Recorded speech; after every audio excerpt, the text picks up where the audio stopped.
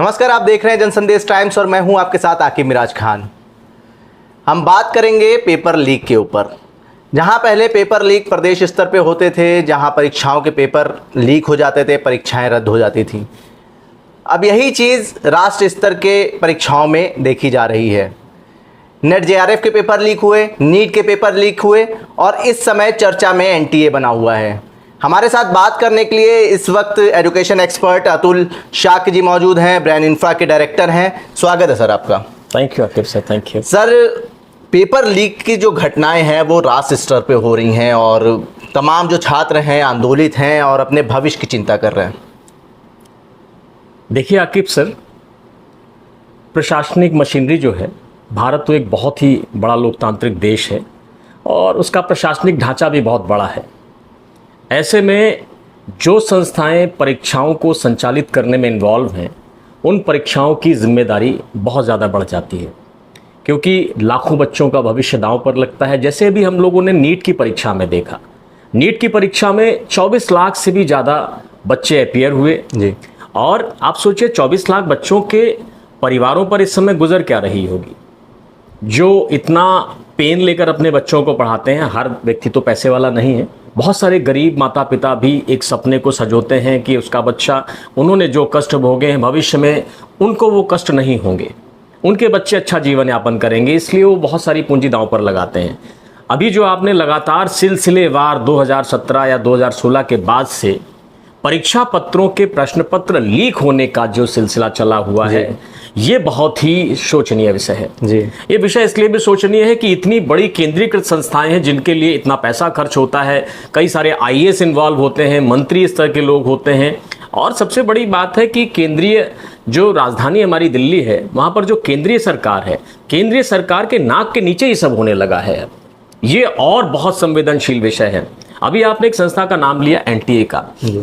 NTA की स्थापना का अगर हम लोग ये देखते हैं, दर्शकों को बता दूं कि एनटीए की स्थापना की जो शुरुआत है, अगर इसके हम लोग रूट्स को देखेंगे तो 1986 की एजुकेशन पॉलिसी में दिखता है कि उस समय इस बात की संकल्पना की गई थी कि प्रोफेशनल और नॉन प्रोफेशनल एग्जाम्स को कंडक्ट कराने के लिए कोई एक केंद्रीकृत संस्था हो जो धीरे धीरे करके इस तरह की परीक्षाओं के संचालन में विशेषज्ञता हासिल कर लेगी और बच्चों को बेहतर तरीके से, पारदर्शी और निष्पक्ष तरीके से परिणाम घोषित करके देगी, ताकि उनके साथ किसी प्रकार का इनजस्टिस ना हो।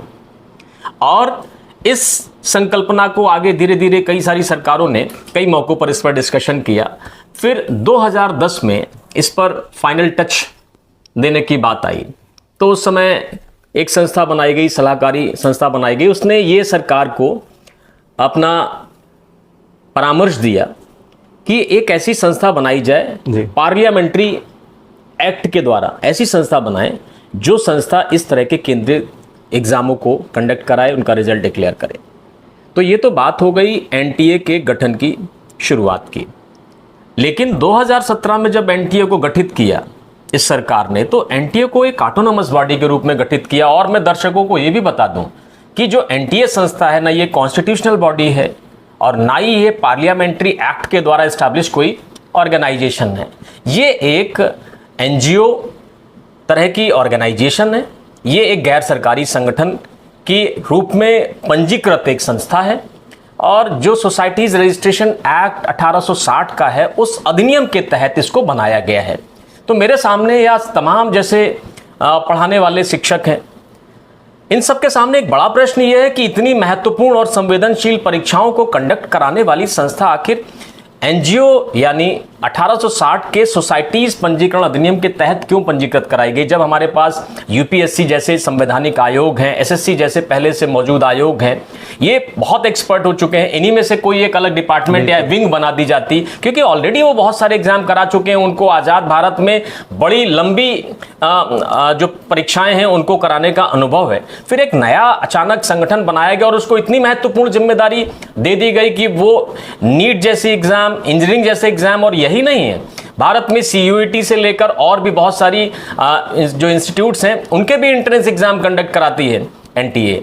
तो एनटीए के गठन और कंपोजिशन पर थोड़ा सा संदेह होता है कि सरकार की ऐसी क्या मंशाएं रही होंगी जो उन्होंने एनटीए जैसी संस्था का गठन किया। अगर थोड़ी देर के लिए सर ये मान भी लिया जाए कि ये एडमिनिस्ट्रेटिव स्मूथनेस के लिए था या एडमिनिस्ट्रेटिव कन्वीनियंस के लिए था, प्रशासनिक सुविधा के लिए था, या लोगों की सुविधा के लिए था, तो इसमें पहले तार्किक रूप से ये तो समझा जाए क्या वास्तव में लोगों को इसमें कुछ सहायता प्राप्त हुई, या लोगों को इससे कुछ लाभ हुआ कि नहीं हुआ, या सरकार को खुद कोई लाभ हुआ कि नहीं हुआ। ऐसी कोई भी बात नहीं समझ में आती है कि एनटीए का गठन किया ही जाना चाहिए था जी। तो ये तो मैं इतना जरूर कहना चाहूंगा कि जो एनटीए का गठन है, वो एनटीए का गठन सोसाइटीज रजिस्ट्रेशन एक्ट 1860 के तहत किया गया है, और ये एक तरह से गैर सरकारी संगठन के रूप में पंजीकृत। आपने कहा ये एनजीओ है, तो एनजीओ में इसमें कितने मेंबर शामिल हैं? सर, इसमें तो एक चेयरपर्सन होता है जो इस समय प्रोफेसर साहब हैं रिटायर्ड, उनका नाम प्रदीप जोशी जी है। प्रदीप जोशी जी पहले यूपीएससी के भी चेयरमैन रहे हैं जी, और साथ ही साथ एक आईएएस हैं, वो इसके डायरेक्टर, जनरल डायरेक्टर हैं शायद जी, और इसके अलावा 8 और मेंबर होते हैं इसमें जी। तो इस तरह से इस पूरी संस्था में तो आप क्या विस्तार से बता सकते हैं वो 8 मेंबर कौन कौन है? मेरी जानकारी के हिसाब से जो जवाहरलाल नेहरू यूनिवर्सिटी है उसके वाइस चांसलर हैं जी, इग्नू के वाइस चांसलर हैं जी, आईआईएम के भी जो हेड्स होते हैं अलग अलग जी, जो इंडियन इंस्टीट्यूट ऑफ मैनेजमेंट्स हैं उनको भी रिप्रेजेंटेशन दिया गया है, नैक के भी मेंबर को इसमें इन्वॉल्व किया गया है। तो इस तरह से राष्ट्र की प्रतिष्ठित संस्थाओं को इन्वॉल्व किया गया है। लेकिन इसमें एक और नाम आता है डॉक्टर हरीश शेट्टी का जी। डॉक्टर हरीश शेट्टी एक साइकेट्रिस्ट हैं, भारत के वेल नोन साइकेट्रिस्ट हैं, उनका भी नाम आता है। तो जो एनटीए का कंपोजिशन है या एनटीए का गठन है जी, वो एनटीए का गठन आखिर ऐसे लोगों से किया गया है जिसमें कुछ निजी स्तर के भी लोग शामिल हैं, और एनटीए इतनी संवेदनशील परीक्षाएं ऑर्गेनाइज करता है तो जो सरकार या जो जांच एजेंसियां हैं जिनकी खोज का दायरा या जिनकी खोजबीन का दायरा केवल प्रश्न पत्र को बिहार या झारखंड या कहीं और लीक करने से संबंधित जांच करना है, उनको यह भी जांच करनी चाहिए कि जो एनटीए के अंदर बैठे हुए लोग हैं क्या उनकी सचरित्रता भी प्रामाणिक है। इस बात पे भी सवाल उठने चाहिए कि जो एनटीए के ऑपरेशन में शामिल लोग हैं क्या उनकी खुद की सचरित्रता प्रामाणिक है, या हमने उनको वॉकओवर दे दिया है, या हमने ये मान लिया है कि वो बिल्कुल ही सही लोग होंगे जी। क्योंकि सर इतनी बड़ी परीक्षाएं हैं, किसी एक आम आदमी की एक्सेस इन लोगों तक नहीं हो सकती है जब तक कि वो लोग खुद कहीं या उनमें कोई लूप होल ना हो। मैं दर्शकों को बता दूं, मेरी जानकारी के हिसाब से जितना हम लोग जानते हैं, आप भी लोग जानते होंगे कि जब तक कोई घर का भेदी नहीं होता है तब तक लंका की जानकारी प्राप्त नहीं होती है। बिल्कुल, लंका को ढाने में घर का भेदी होना बहुत ज़रूरी है। अब इतनी बड़ी संस्थाएं हैं, ये पेपर कहाँ रखती हैं, पेपर कैसे बनाया जाता है, पेपर में क्या क्या आया है, या पेपर ही पूरा लीक हो गया, तो निश्चित तौर पर इसमें कहीं ना कहीं एनटीए के गठन या एनटीए में शामिल पदाधिकारियों की भी कहीं ना कहीं जवाबदेही बनती है। अब सवाल ये भी उठ रहा है कि अब सरकार को क्या कदम उठाने चाहिए?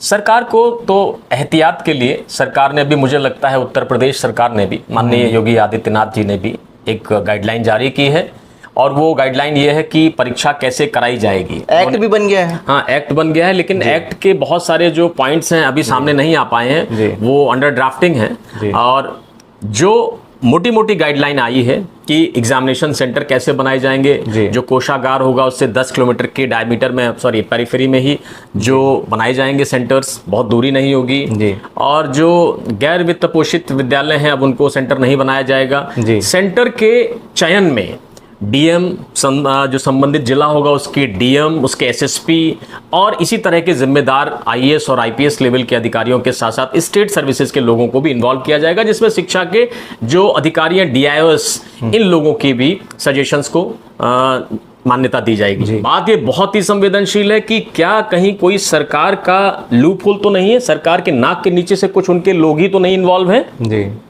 ऐसा भी कहा जा सकता है, क्योंकि देखिए जिसके हाथ में संचालन है, चूक वहीं से हो सकती है, बाहर वालों से क्या चूक होगी। जैसे और किसी को पता नहीं है पेपर कहाँ है, कैसे है, किसने बनाया, किसने नहीं बनाया, ये सारी गुप्त जानकारियां, संवेदनशील जानकारियां हैं, और ये जानकारियां होती ही सरकार या सरकारी संबंधित विभाग के पास है, जो उस परीक्षा को कराने के लिए उत्तरदायी है। भाई किसको पता है पेपर कहां से लेंगे? हवा में कौन ढूंढ लेगा पेपर? ऐसा तो नहीं पेपर आपने कहीं हवा में ढूंढ लिया, पेपर तो आया होगा अपने सोर्स से ही ना। उस सोर्स से कैसे लीकेज हुई?